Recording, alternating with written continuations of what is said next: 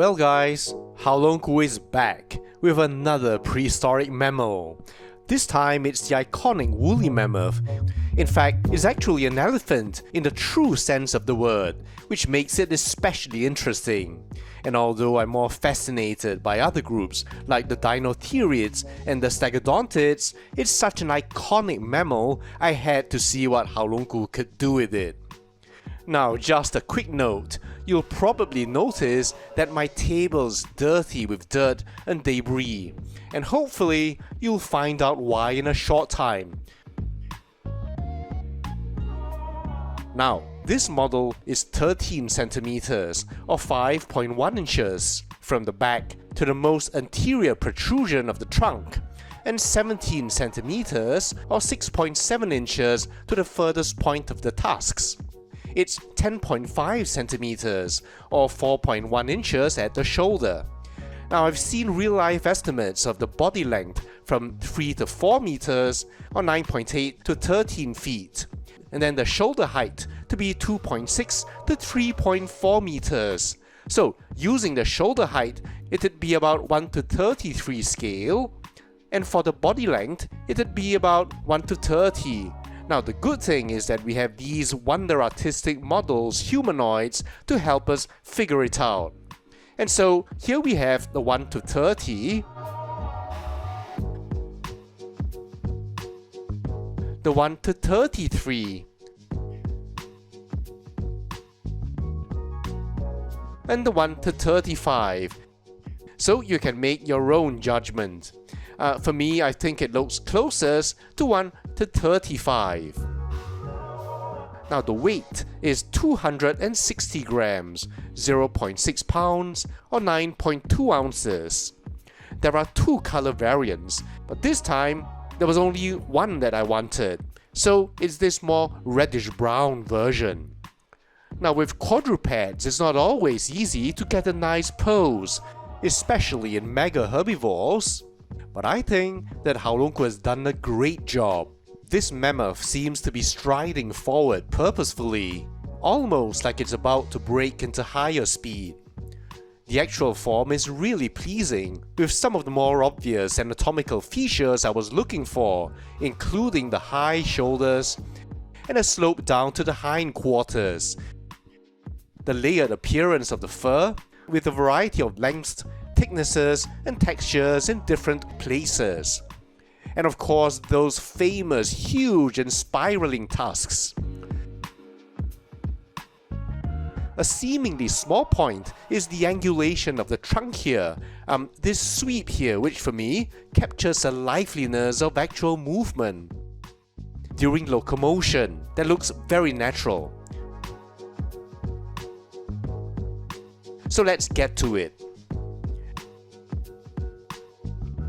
Now here first, you see the high domed head, which is partially hidden by this, shall I say, forelock here, a look that's quite popular in many reconstructions. As we head down, you see these eyes, which Haolonggood is really starting to have a feel for in creating better looking ones, without the cartoony appearance we've seen in the past. And notice the finer fur detail around them.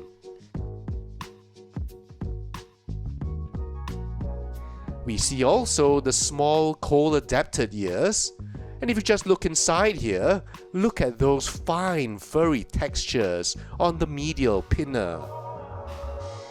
The tusks are generally a lighter beige, though the origins have an almost purple-brown tone. Now I was expecting the angulation here to be a bit more acute, instead of this divergence that we see here. And up close, you can see the effort made to include actual texturing, with shallow grooves throughout. Now this isn't just a simple smooth tubular structure.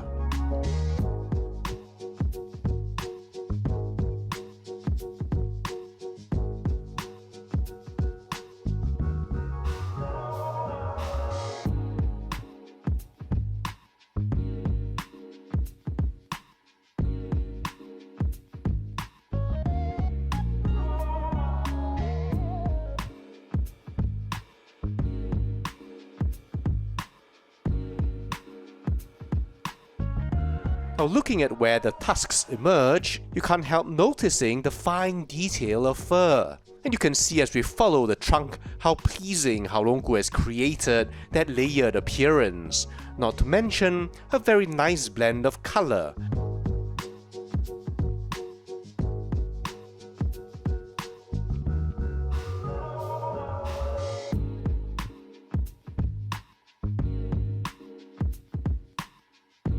It ends correctly in 2 fingers, with the dorsal lobe being longer and narrower, and the ventral one shorter and thicker.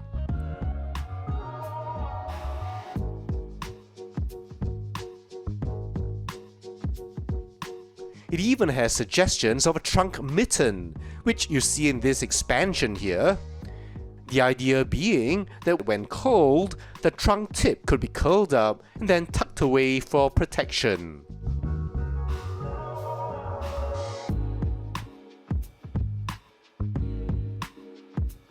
And the rest of the head is similarly impressively detailed.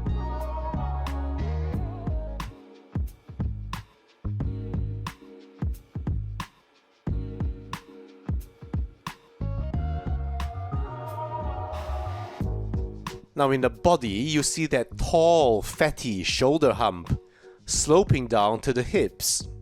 You can already get an idea of the general coloration, where it starts a bit darker and gets a bit more reddish-brown towards the back. And if we start here in the head and the neck, you see how these thicker tufts of fur drape the area. Then as we head down, you see how nicely they rest over the underlying anatomy. The long shaggy fur flows naturally, at least to my untrained eye, in the overlapping layers and over the shoulder hump. In general, you'll see the fur follows the underlying musculature, and I get a sense of weight in the fur coat. Now as we proceed down, the hair length shortens gradually, transitioning to something finer in the forearms, and then the manus.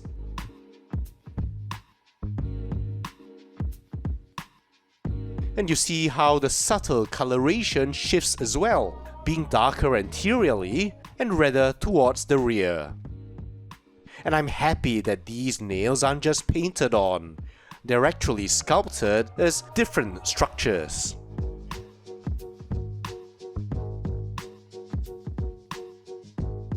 And along the trunk and hindquarters, the fur becomes progressively shorter and, I might say, tidier. I like this kind of transition, suggesting how that shaggy coat would naturally vary regionally. And the fur, of course, has a complexity that dinosaur skin doesn't, so it's an added challenge. And really, there are no lazy repeats with the direction changes all over, so that really helps create the illusion of a real animal. And you get the same treatment from the rump down the hind limb and all the way to the toes.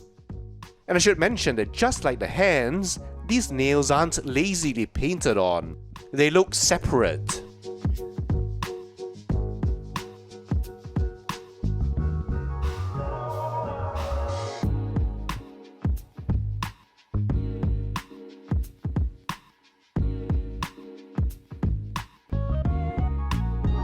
The rear end is no less well sculpted, with natural changes in textures, and you can see that a more shaggy overcoat gives way to the finer fur down the leg. And of course, you have that tail. And all in all, a really very pleasing sculpt, and I'm liking this a lot more than I thought I would.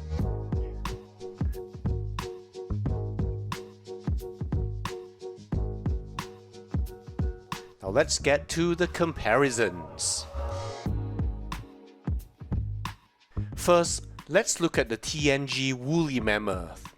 Now this one was a pleasant surprise when I got it, and I really like it. As you can see, the detail and color are both very satisfying. Of interest to me is the angle of divergence at the tusk origins. Now here on the Haolonggood, you see a wider angulation, while on the TNG, it's a bit narrower. You can also see the grooves more obviously in the TNG.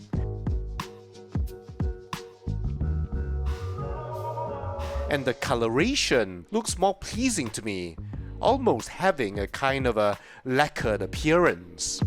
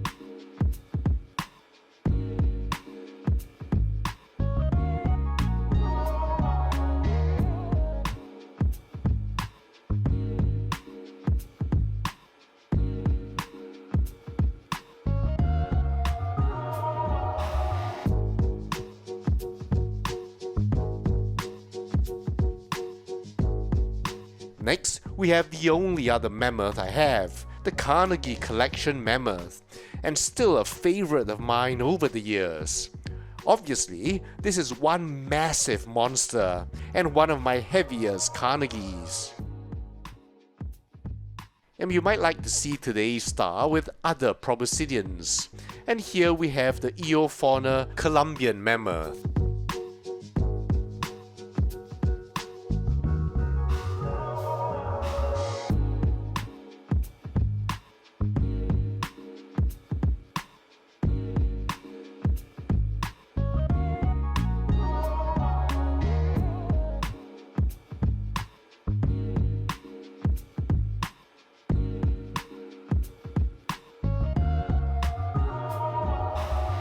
The Eofauna Dinotherium.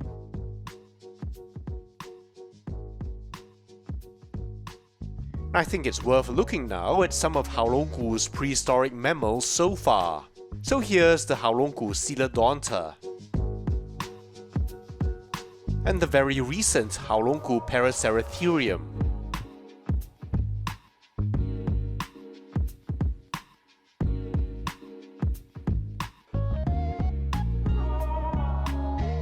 And here's how a large 1:35 African elephant would compare.